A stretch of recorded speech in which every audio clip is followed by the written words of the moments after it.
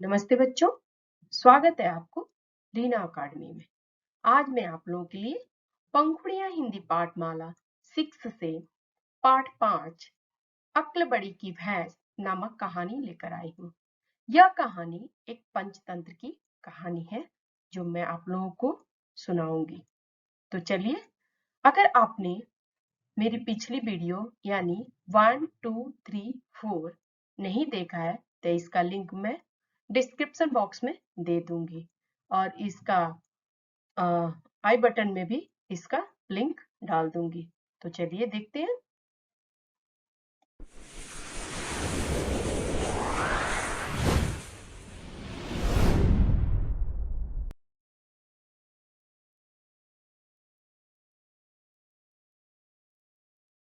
पंचतंत्र क्या है? पंचतंत्र एक कहानी है। इसमें कहानियों के माध्यम से सिखाया जाता है कि इसमें क्या क्या गुण होना चाहिए। यानी पंचतंत्र 4 टॉपिक से मिलकर बना है। मित्रभेद, मित्र संप्राप्ति, काकोलकीय एंड अपरिचित कारक।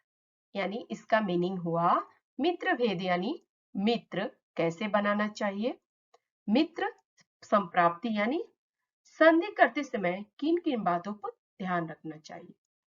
तीसरा टॉपिक है काकोलकीय यानी निर्णय कैसे लेना चाहिए। और चौथा है अपरिचित कारक यानी हमारे बुद्धि का उपयोग करके हमारा निर्णय कैसे लेना चाहिए। तो बच्चों, इन 4 टॉपिक से ही पंचतंत्र बनती है। आइए आज की कहानी को सुनते हैं। कहानी का नाम है, कहानी का शीर्षक है अक्ल बड़ी की भैंस। यानी हमारी कहानी का शीर्षक है अक्ल बड़ी की भैंस। इस कहानी में हमको इस कहानी में बताया गया कि किस प्रकार चतुर नामक लंगूर ने अपनी बुद्धि से प्रतियोगिता जीत ली और यह सिद्ध कर दिया कि ताकत से बड़ी बुद्धि होती है। तो आइए इस कहानी को मैं रीड करके यानी पढ़ के सुनाती हूँ। सुंदर नाम के जंगल में अनेक प्रकार के पशु पक्षी रहते थे। उस जंगल में एक बहुत बड़ा तालाब भी था। जंगल के सभी जानवर उस तालाब में पानी पीने आते थे। तालाब के किनारे आम के पेड़ पर एक लंगूर रहता था। उसका नाम चतुरु था। वह बहुत ही बुद्धिमान था। उसकी चर्चा सारे जंगल में थी कि वह बहुत चतुर है। इसलिए सब जानवर उसे चतुरु के नाम से पुकारते थे। चतुरु पेड़ पर बैठा सभी जानवरों को आते जाते पानी पीते देखता था कि सब जानवर अच्छी तरह नहाते हैं और पानी पीते हैं, लेकिन भैंस सारा दिन पानी में बैठी रहती है और जब निकलती है तो कीचड़ से लथपथ होती है। उसने एक दो बार कहा भी, किंतु भैंसों ने अपनी उसकी ओर ध्यान नहीं दिया।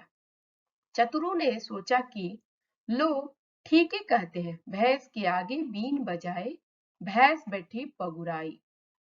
एक दिन की बात है, दोपहर का समय था। चतुरु पेड़ की शाखाओं पर उछल कूद कर रहा था। इसी बीच एक भैंस आई। वह तालाब में घुसकर बैठ गई।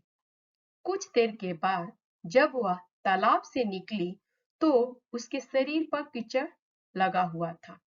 चतुरु उसका रूप देखकर जोर जोर से हंसने लगा।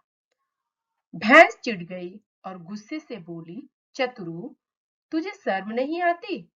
बड़ों के साथ इस प्रकार की जाती है। चतुरु और चतुरु और जोर से खी खी करके हंसता हुआ कूद करने लगा। तू इतना हंस क्यों रहा है? भैंस ने खींचते हुए पूछा। चतुरु जोर से हंसते हुए बोला, अरे मौसी, आप अरे मौसी, आप किस तरह नहाती है? आपके शरीर पर तो मिट्टी कीचड़ लगा हुआ है। यह नहाना भी कोई नहाना है? आपको तालाब का को पानी भी आप तो तालाब का पानी भी गंदा कर दिया। यदि आप पानी गंदा करेंगी तो हम पिएंगे क्या? जा जा पिएंगे क्या? जा जा मुझ पर पानी गंदा करने का आरोप लगाता है। एक तो गलती करते हो, ऊपर से मुझे डांटते भी हो। ठहरो, मैं अभी आपको मजा चखाता हूँ, मैं सबको बताता हूँ, चतुर बोला। जरा नीचे आ, तुझे अभी मजा चखा दूं, भैंस ने गुस्से से कहा। अरे जाओ मौसी, आप अरे जाओ मौसी, अपना काम करो, चतुरों ने अकड़ कर कहा। फिर तो दो तीन पत्ते तोड़कर नीचे फेंका और कहा, लो खाओ और जाओ। भैंस को चतुरों की बात बहुत बुरी लगी। वह लाल पीली होते हुए बोली, पानी तालाब का गंदा नहीं हुआ है, बल्कि पानी सिर के ऊपर आ गया है। आज इस बात का फैसला हो ही जाए कि अक्ल कि कौन बड़ा है, तू या मैं। भैंस और चतुरों की तू मैं जंगल के अन्य जानवरों के कानों तक पहुंची। उन्होंने निश्चय किया कि किसी न किसी तरह इस झगड़े का निपटारा किया जाए। शाम हुई, जंगल के सभी जानवर तालाब के किनारे इकट्ठे हुए।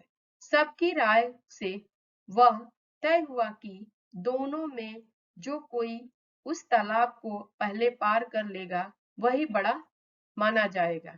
इस प्रतियोगिता के लिए बूढ़े हिरण को निर्णायक और हाथी को रेफरी बनाया गया। जंगल के सारे जानवर तालाब देखने के लिए तमाशा देखने के लिए उस पर जाकर बैठ गए। चारों ओर चहल पहल का वातावरण था। कुछ पक्षी पेड़ों पर बैठ गए। चतुर बड़ा परेशान था, उसे तैरना तो आता ही नहीं था। इतना बड़ा तालाब कैसे पार किया जाएगा?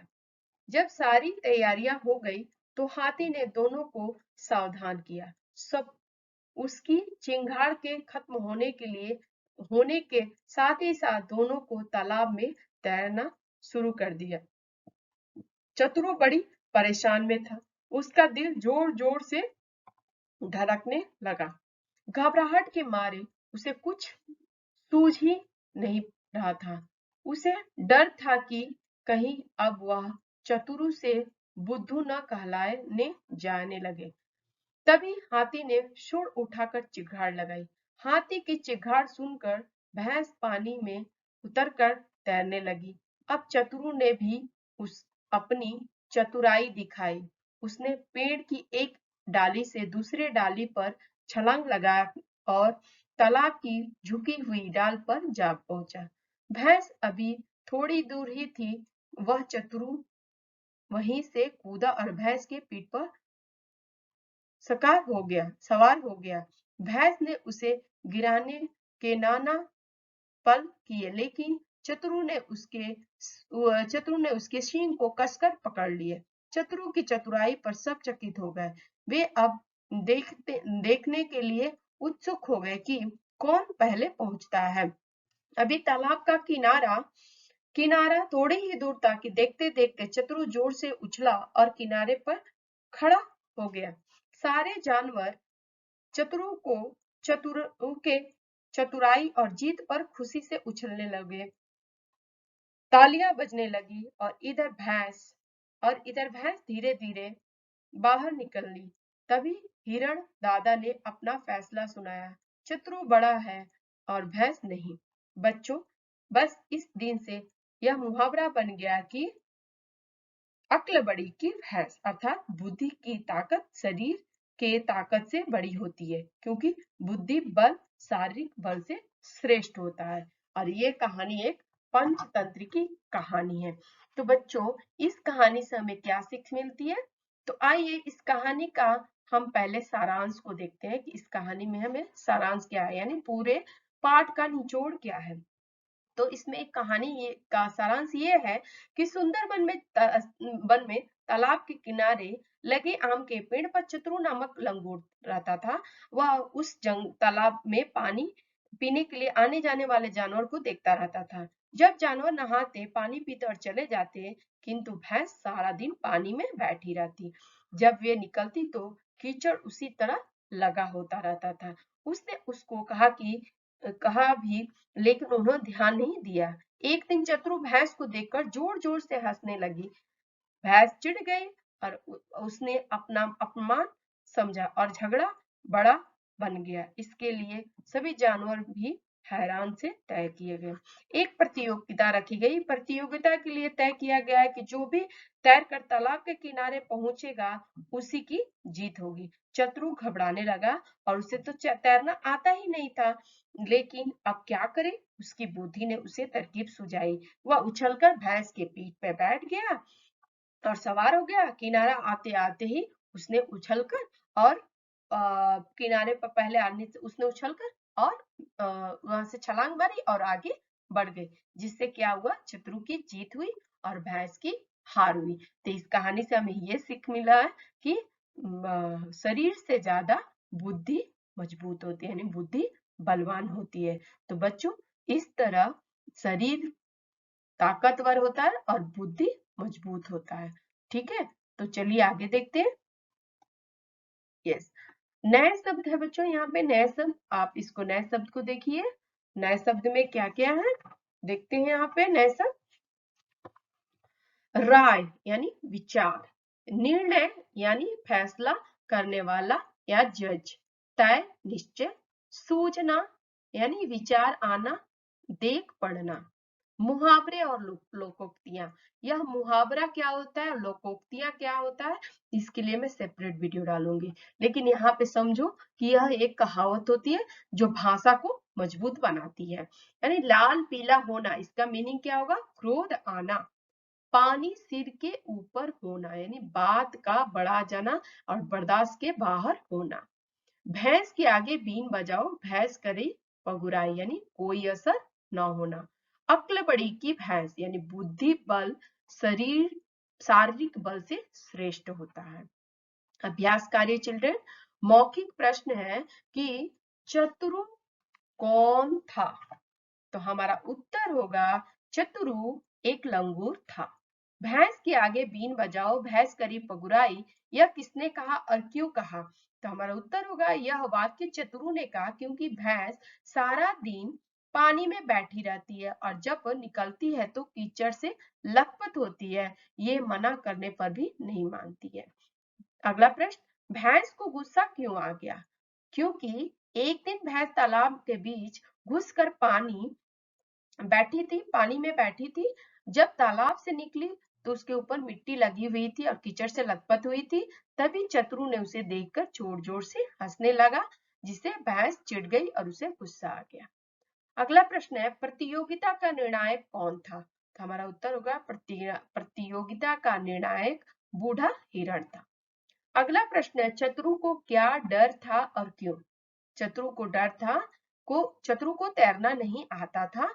उसे डर था कि कहीं वह हार गया तो चतुरु से बुद्धू न कहलाया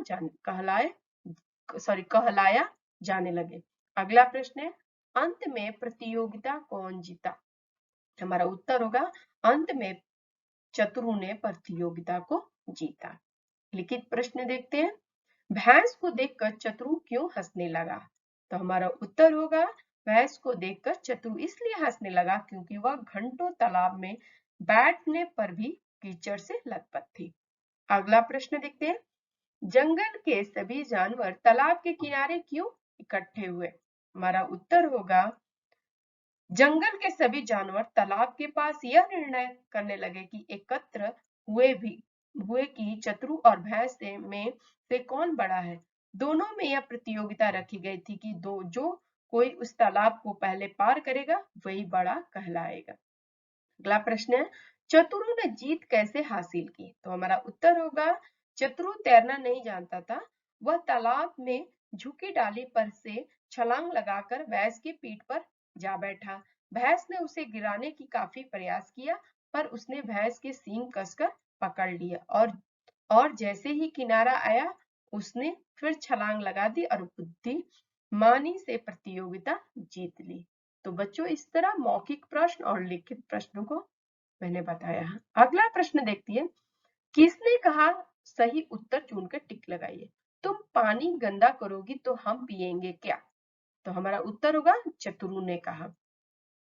दूसरा प्रश्न है, झगड़े के को निपटाने के लिए क्या किया गया?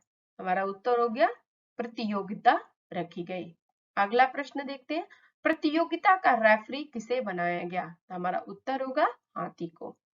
अगला प्रश्न, भैंस क्यों चिढ़ गया? तो हमारा उत्तर होगा क्योंकि चतुरु लंगूर उसको देखकर जोर जोर से हंस रहा था। अगला प्रश्न, भैंस ने क्यों कहा कि पानी सिर के ऊपर आ गया है? तो हमारा उत्तर होगा क्योंकि चतुरु उसकी हंसी उड़ाते हुए उस पर आरोप लगा रहा था। अगला प्रश्न है, चतुरु को तैरना नहीं आता था, फिर भी वह क्यों जीत गया? हमारा उत्तर होगा क्योंकि वह बुद्धिमान था। अगला प्रश्न तीसरा देखते हैं, सही शब्द चुनकर वाक्य पूरा कीजिए। चतुरु डैश की शाखाओं पर उछल कूद कर रहा था। पेड़ की शाखाओं पे उछल कूद कर रहा था। अगला प्रश्न, जंगल में एक बहुत बड़ा डैश था। जंगल में एक बहुत बड़ा तालाब था। अगला प्रश्न, आपके शरीर पर तो मिट्टी डैश लगा हुआ है। आपके शरीर पर तो मिट्टी कीचड़ लगा हुआ है। आपके शरीर पर तो मिट्टी कीचड़ लगा हुआ है। अगला प्रश्न देखते हैं, जंगल के सभी डैश तालाब के किनारे इकट्ठे हुए। जानवर इकट्ठे हुए। चौथा, हाथी ने डैश उठाकर चिघाड़ लगाई। हाथी ने सूंड उठाकर चिघाड़ लगाई। बुद्धि की ताकत डैश के आकार से बड़ी होती है। बुद्धि की ताकत। अगला प्रश्न, बुद्धि की ताकत डैश के शिकार से अलग होती है, यानी शरीर के आकार से बड़ी होती है। अगला प्रश्न देखते हैं चिल्ड्रेन, भाषा की बात यानी ग्रामर पार्ट को देखते हैं। हमारा व्युत्पत्ति के आधार पर शब्द के 3 भेद होते हैं। पिछली चैप्टर में हमने शब्द पढ़ा, अभी शब्द के कितने भेद होते हैं? 3 भेद होते हैं, रूढ़, यौगिक, योग रूढ़। तो हमारा पहला होता है रूढ़।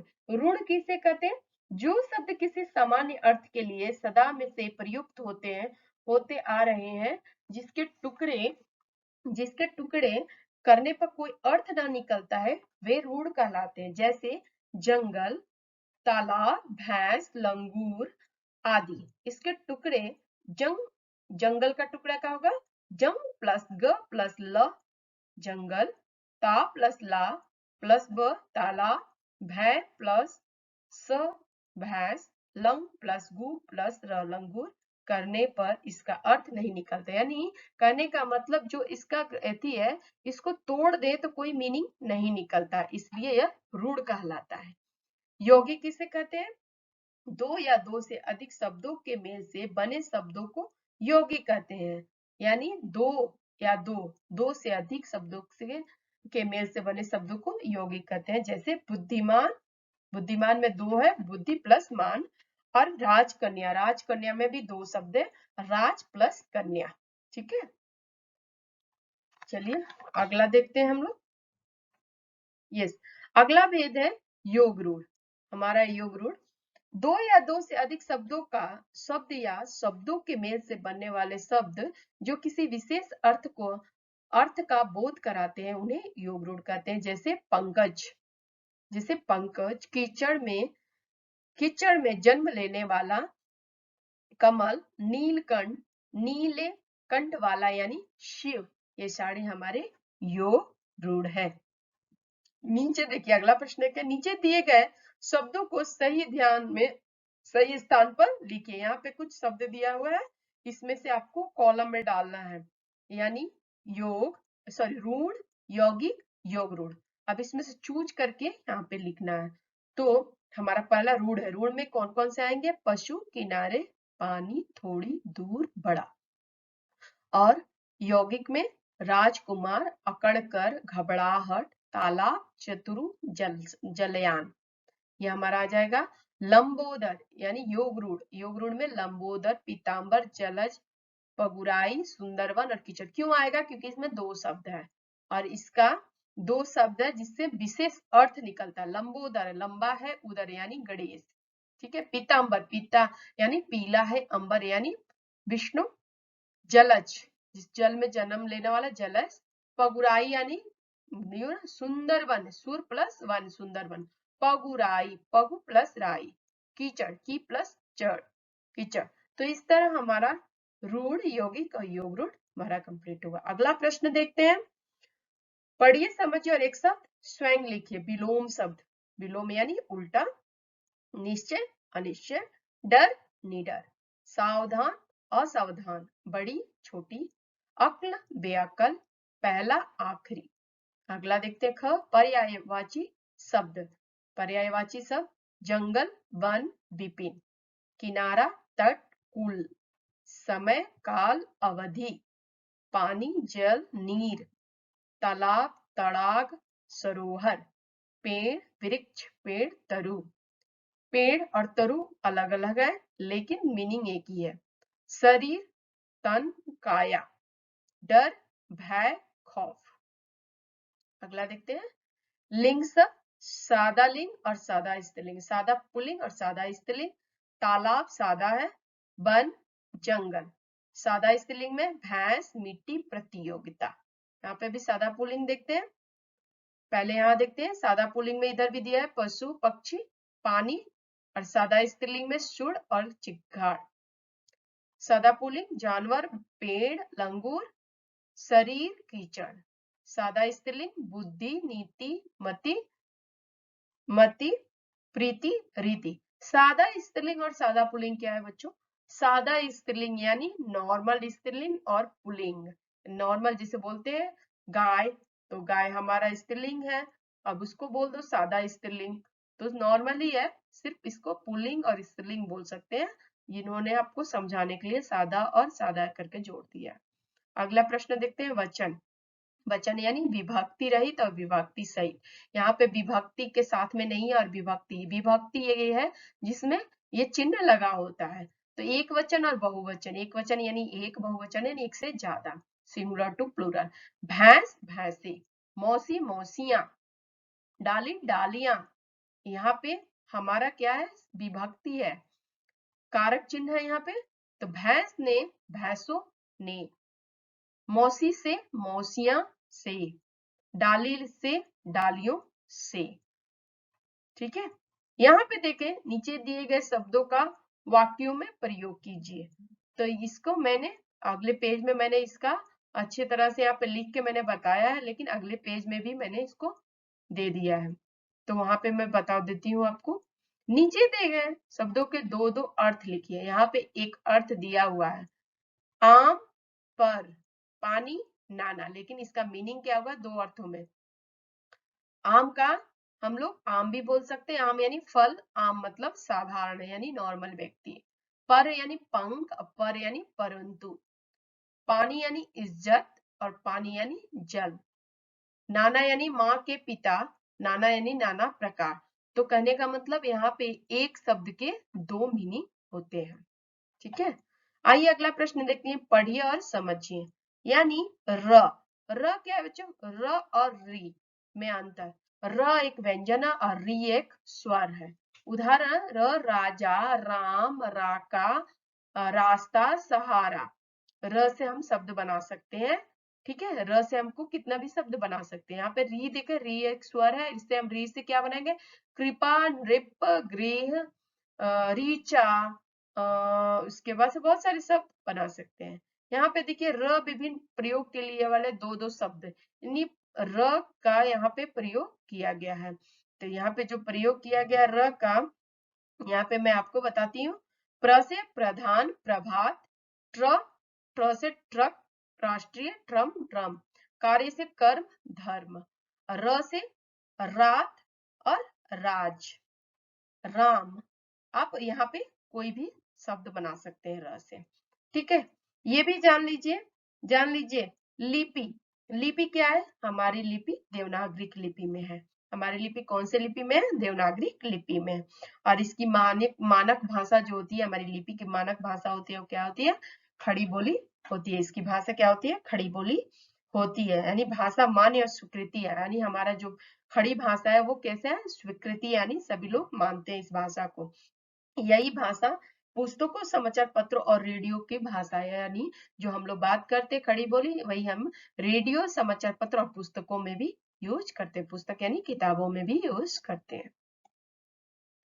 अगला प्रश्न देखते हैं। यहाँ पे अगला प्रश्न, पंचतंत्र की कहानी की के सभी पात्र पशु पक्षी, यानी इस कहानी के पात्र कौन है, पशु पक्षी यानी एनिमल्स है। और पंचतंत्र की कहानियां कौन किस राइटर ने लिखा है, विष्णु शर्मा ने, यानी जो रचनाकार है किसने कहानीकार, विष्णु शर्मा ने लिखा है। और ये भारत के प्राचीनतम कथा संग्रहों में से एक है, यानी यह बहुत ही पुरानी कथा है, कहानी है, तो ये बहुत ही पुरानी, और इसको लिखा किसने, विष्णु शर्मा ने। ठीक है, ये देखिए सोच समझ की बात, चित्र देखकर वार्तालाप कीजिए कि जल प्रदूषण क्या है। तो बच्चों इस पिक्चर को आइडेंटिफाई करिए, जल प्रदूषण क्या है, आप अपने कक्षा में चर्चा करिए। कुछ करने की बात, यानी कुछ एक्टिविटी यहाँ पे दिया हुआ है। राष्ट्रीय पक्षी क्या है, मोर। स्वामी भक्त कुत्ता, मिट्टू तोता। राष्ट्रीय पशु बाघ, सुरीली आवाज कोयल, रेगिस्तान का जहाज ऊंट। यानी ये आपका एक्टिविटी है, आप इसे भी थोड़ी सी करिए। इस कहानी से मिलने वाले सीख के आधार पर लेख लिखिए जिसमें निम्नलिखित हाव भाव का प्रादुर्भाव हो। तो बच्चों ये आप लोग को करना है, एक छोटा सा ऐसे लिखना है, लेख लिखना है, जिसमें टॉपिक क्या है, डर किंतु दृढ़ निश्चय। इस पे सदा सत्य सदा महान, कोई कितना भी बलवान हो। सच्चे को साथ सफलता का झूठ मलता हाथ। यानी ये आपका 3 टॉपिक और तीनों टॉपिक पे छोटा छोटा ऐसे लिखना है, ये आपका एक्टिविटी है। ठीक है, इन्हें भी जानिए, इन्हें यानी इसको भी, यानी लंगूर ऐसे लिखा जाता है और इस तरह भी लंगूर लिखा जाता है। बुद्धिमान ये भी राइट है, ये भी राइट है बुद्धिमान। छलांग ये भी सही है, ये भी छलांग सही है। बुद्धू ये भी सही है और बुद्धू ये भी सही है। तो इस तरह आप इस लेसन को कंप्लीट करिए। अभ्यास कार्य, मौखिक प्रश्न और लिखित प्रश्न का नोट्स मैंने यहाँ पे दे दिया है, आप अपने नोट्स को कंप्लीट कीजिए। यस, यहाँ पे देखो जो मैंने बोला था, थर्ड वन, नीचे दिए गए शब्दों को वाक्य में प्रयोग कीजिए। नहीं है, वाक्य है निश्चय, शरीर, जंगल, बुद्धिमान, चतुराई, बल। ठीक है, तो यहाँ पे निश्चय, आपको निश्चय का वाक्य कैसे बनेगा, आज मैंने निश्चय कर लिया कि मैं मन लगा के पढ़ूंगा। दूसरा शब्द क्या है, शरीर, हाथी का शरीर भारी होता है। तीसरा जंगल, इस जंगल में भालू रहता है। बुद्धिमान, चतुर बुद्धिमान था। चतुराई, जीवन में चतुराई की भी आवश्यकता होती है। बल, तुम्हारे आने से मुझे बल मिलता है। तो बच्चों इस तरह आप अपने नोट्स को कंप्लीट करिए और कंप्लीट करके आप लोग लर्न करिए। अगर आज का प्रश्न है, आज का प्रश्न है कि चतुरु कौन था। आज का प्रश्न है कि चतुरु कौन था। इसको आप कमेंट बॉक्स में इसका आंसर लिखिए और मुझे भेजिए कि चतुरु कौन था। और आपको अगर ये वीडियो पसंद आई तो please like, subscribe and share करना बिल्कुल ही ना भूलें। अगर आपको मेरी वीडियो पसंद आए तो प्लीज लाइक, सब्सक्राइब, शेयर करना बिल्कुल